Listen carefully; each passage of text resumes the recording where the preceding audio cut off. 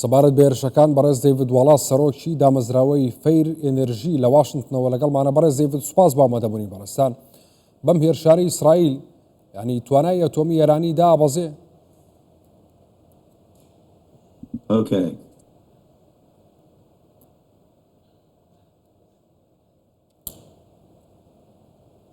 Okay, that's unusual because normally you like me just where I am. Tilt down. I can't believe you're zooming in so much. My screen, my whole body. Your screen is way back. بەڕێز دەیڤد بەخێر بێن. پرسیاری ئەوم کرد بەم هێرشانەی ئیسرائیل توانە ئەتۆمیەکانی ئێران لاوازە بێ؟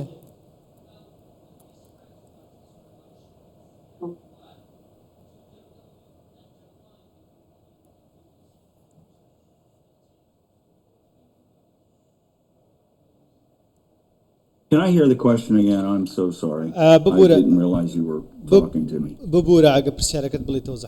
Please hear the question. باشە. بەڕێز دەیڤد بەم هێرشانی ئیسرائیل بۆ سەر بن کە ئەتۆمیەکانی ئێران توانای ئەتۆمی ئێران لاواز ئەبێ؟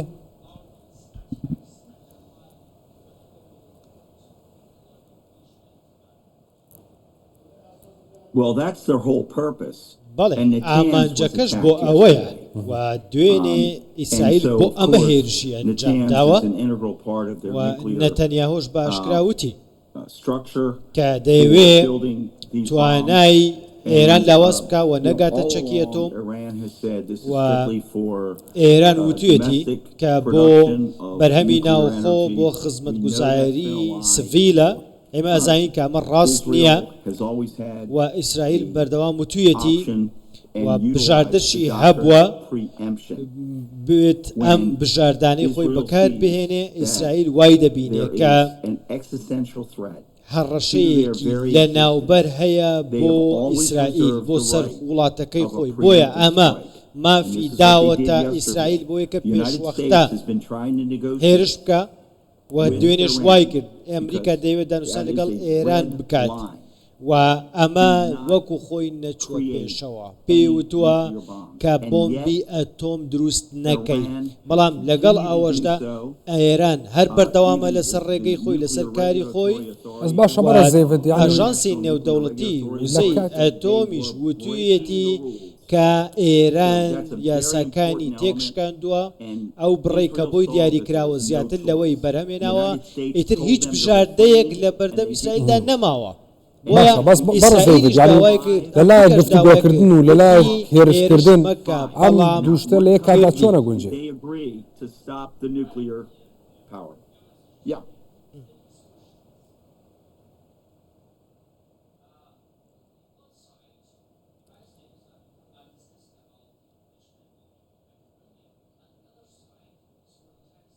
بەڕێز دەیڤد لەلایەک گفتوگۆکردن لەسەر بەرنامە ئەتۆمیەکە و لەلایەک هێرشکردن ئەمە چۆن ینی ئەگونجێ لە یەک کادا؟ بەڵێ تۆ وڵاتێک کە بەرگری لە خۆی دەکا وڵاتێکیش لە بەرامبەریدا دێت بۆمبی ئەتۆم دروستەکە بۆی کە ئەم وڵاتە لە ناوبەرێ ئەی چی بکە؟ ئێمە دەبێ ئەمە لەبیر بێ ئێمە بەردەوام ئەممان وتووە کە ئێران وشکی ئەتۆم دروست دەکات بۆ ئەوەی کە ئیسرائیل لە ناوبەرێ. ئێمە وەکو ئەمریکا بە ئێرانمان وتومانە مەکەن وەرن ڕێکەوتن بکەن. پێشەم هێرشانە سەرۆک وەزیران نەتەنیاهۆ و سەرۆکی ئەمریکا دۆناڵد جەی ترۆمپ قسەیان کرد، وتی بە پێشەوەی تۆ ئەم هێرشانە ئەنجام بدەی ئێمە هەندێک کاتیان بدەینێ، ئەمە هێڵی سوورە، بەڵام سیرکەن ئێمە کاتماندانێ و هێشتا دەرفەتی دانووسانیش ماوە. بەڵام سەرۆک وەزیران نەتەنیاهۆ هەستی کرد کە ئیتر کاتەکە تێپەڕێ، ئیتر گەڕانەوەی بۆ نییە و هەستا هێرشی پێشوەختەی ئەنجامدا. ئێمە وەکو ئەمریکا وتمان نامانەوێ هێرش بکەی، ئێمە بەشێکنی نابین لەو هێرشە و بەشێکنین لەو هێرشە، بەڵام ئێستا دەبینین کە موشک بەسەر ئیسرائیلدا دائەبارێ. ئێمە ئێستا دەزانین وەکو ئەمریکا وەکو هاوپەیمانی هێزانێکی ئیسرائیل دەزانین کە ئەبێ هاوکاری ئیسرائیل بکەین لەوەی کە ئەم موشکانە بخێنە خوارەوە کە بە ئاراستەی ئۆرشەلیم و تەلەڤیڤ بەڵام هیچ یەکسانیەکی تێدا نییە. زۆر باشە بەڕێز دەیڤد لە ئەگەری فراوانبوونی ئەم هێرشانە دۆخی ڕۆژهەڵاتی ناوەڕاست چی لێ دێت؟ یعنی وە خۆ دەزانی هەندێک هێز هەیە یعنی متابعی ئێرانە ڕەنگە ئەمە بۆی ئاسانە بێ قبوڵی نەکە.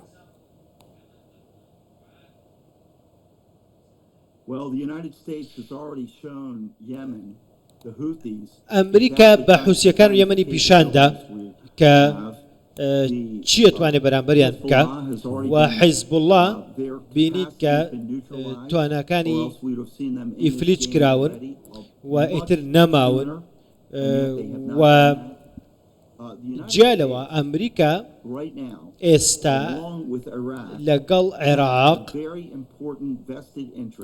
بەرژەوەندی زۆر باشی هەیە.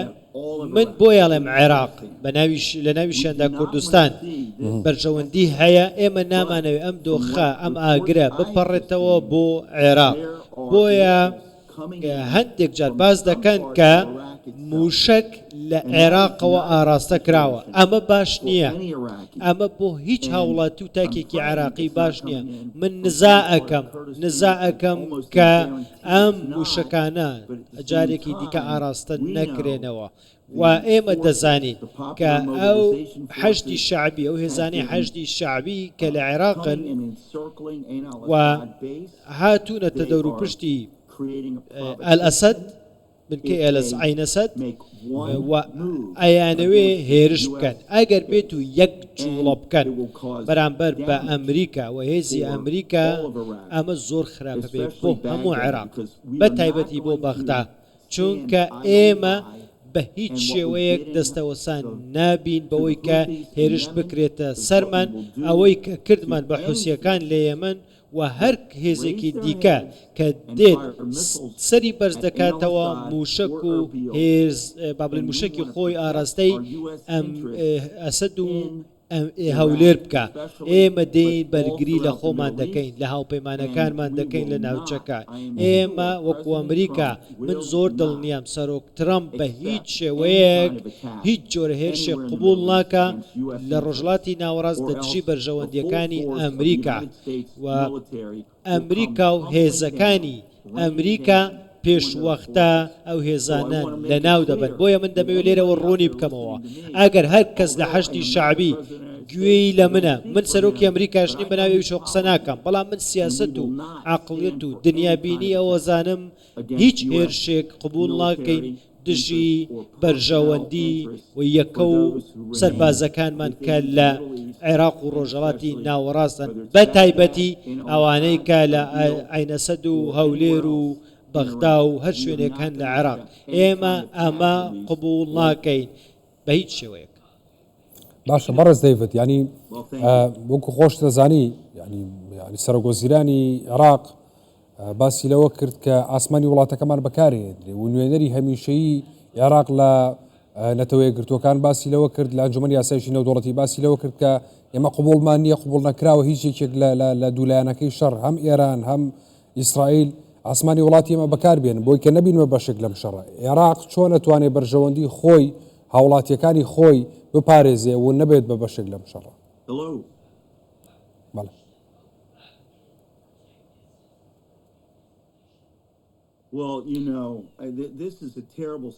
ئەمە دۆخێکی زۆر مەترسیدارە بۆ عێراق. تۆ دەبێ وەکو عێراقیەک هەر موشکێک کە لە ئێرانەوە دێت بە ئاسمانەکەتدا و ئەچێتە ئیسرائیل و ئەو فڕۆکە جەنگیانەی کە با بڵێن لە ئیسرائیلەوە دێن، تۆ وەکو عێراق هیچ جۆرە سیستەمێکی بەرگری ئاسمانیت نییە بێ لەو سیستەم بەرگری ئاسمانەیە کە ئەمریکا دایناوە لەوێت. تۆ وەکو عێراق هیچت نییە، کەواتە عێراق بە هیچ شێوەیەک ناتوانێت کۆنتترۆلی ئاسمانی خۆی بکە کە هەر شتێک بە ئاسمانەکەیدا دەفڕێ ئەوی بەزێنێ.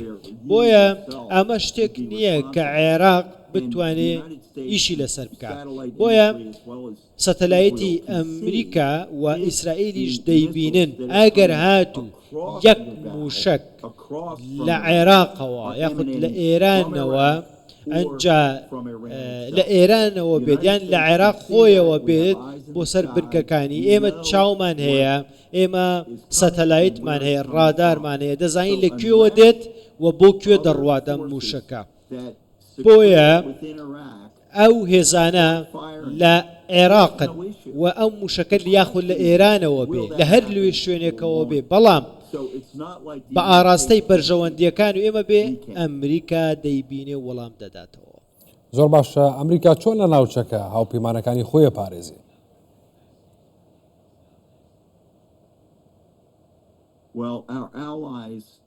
هاوپەیمانەکانمان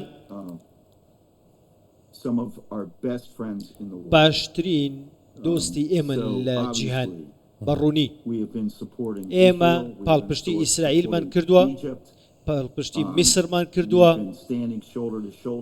و شان بەشانی ئەوان وەستاوین و کۆبوونەوەی زۆر باشمان هەبووە لە ڕۆژهەڵاتی ناوەڕاست بەتایبەتی لەگەڵ سعودیا و ئێمە پیشانمان داوە بە حوسیەکانمان پیشان داوە کە چ جۆرە هێزێکی سەربازیمان هەیە ئەگەر ئێمە بمانەوێت دۆزەخیان بۆ دروست بکەین بەهۆی ئەو هێرشانەی کە ئەیکەنە سەر کەشتی ئەمریکیەکان دەیکەین و هێرشەکە بۆ سەر ئێمە بێ بۆ سەر کەشتی هاوپەیمانەکانمان بێ ئێمە پیشانمان داون کە ئەتوانین چی بکەین و چۆنیان لێکەین و ئەمریکا پیشانی داوە و ئامادەیە و لەگەڵ هاوپەیمانەکانی شان بەشان دەوەستێ ئێرانیش ئەم شتە باشە زانێ ئەزانی ئێمە چیمان پێکرێ بۆیە من پێم وایە هیچ پرسیارێک هەڵ ناگرێ ئێران هیچ ناتوانێت هیچ پرسیارێک بکە لەمەیکە ئێمە چی ئەەکەین و من پێم وانێ ئێران دەست ببا بۆ شتێکی وە کە وەڵامی ئەمریکای بەدوادا بێت چونکە ئەمریکا هیچ کە دوودڵ نییە بچێت بە دوای ئەو موشەکە ئێرانیانە ئەو هێزانەی کە دێن بەرژەوەندیەکانی ئێمە لە ڕۆژهەڵاتی ناوەڕاست ئەکەنە ئامانج و ئێمە لێرە لە ئەمریکاوە دەڵێن ئەو خانە نووسوانەی کە لە ناوچەکە هەن ئایا ئەمریکا ئێران دێت هاانیان دەدا هێرش بکاتە سەر ئێمە ئایا ئێمە ئاگادار نین و ئایا ئەگەر ئەم شتە ڕوو بدا جارێکی دیکە ئایەتوڵەکە ژیان بە چاوی خۆیان نابێت باشە بەڕێز دەیڤێت ینی وەکو کۆتا پرسیار پێشبینی چییە هێرشەکان بەردەوامە بن یاخود لە خاڵێکە لە سنوورەکە ئەبێ بوەسێنرێ و ئیترە بێت دەست بکرێت بە کاری دیبلۆماسی و گفتوگۆی دیبلۆماسی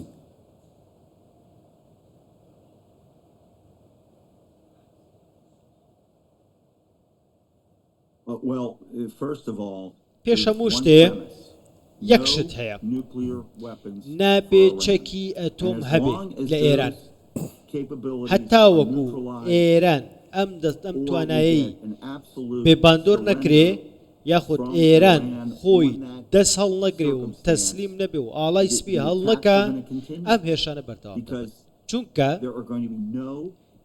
نابێ بەڕوونی وتم نابێ وڵاتێکی وەکو ئێران چەکی ئەتۆمی لەدەستدا بێت کە هەڕەشە بکات لە وڵاتانی دیکە بەڵام یەک شتی دیکە بام پێت بڵێم کاتێک کە تۆ ئەمەد بینی من نزا دەکەم کە زوو ڕووبدا ببینن هیوادارین کە ڕووناکیەک خۆشیەک خۆشگوزەرانیەک لە ناوچەکەدا بێتە ئاراوە کە کورد و ئێرانیەکانی دیکە کە ئێستا بوونەتە دیلی ئەم ڕژێمەی کە ئێستا هەیە و خەڵکێکی زۆر هەیە لە ناو ئێرانە کە بەڕاستی دەچەوسێنرێنەوە و دەیانەوێ کە ئیسرائیل بێت ئەم دەسەڵاتەیان لە ناو ببا و ڕزگاریان بکە لە دەستی ئەم ڕژێمە ئیسلامیەی کە ئێستا ئایەتوڵڵاکان ڕابرایەتی دەکەن و زۆر بە شێوەیەکی توند خەڵکی خۆیان سەرکوتەکان بۆیە خەڵکی ئێران گەلانی ئێران و خەڵکانی ناوچەکە لە وڵاتی ناوەڕاست بۆ ئەوەی بە ئاشتی بژین نابێ ئەم دەسەڵاتە بمێنێ ئەمە دەرەنجامێکە کە من خەڵکی ئەمریکا گەلی ئەمریکا من کورد عێراقیەکانی دیکە گەلانی ئێران هەموو چاویان لەم داهاتوێ زۆر سوپاستان دەکەم زۆر مەمنونم. بەڕێز دەیڤد واڵاس سەرۆکی دامەزراوەی فەیری ئێنێرژی لە واشنگتنەوە لەگەڵمان بووی سوپاس دەکەم بۆ کورد نزا دەکەم بۆ عێراق بۆ کوردستان بۆ هەموو خەڵکی زۆر باشی کوردستان زۆر سوپاس بەخێر بێت.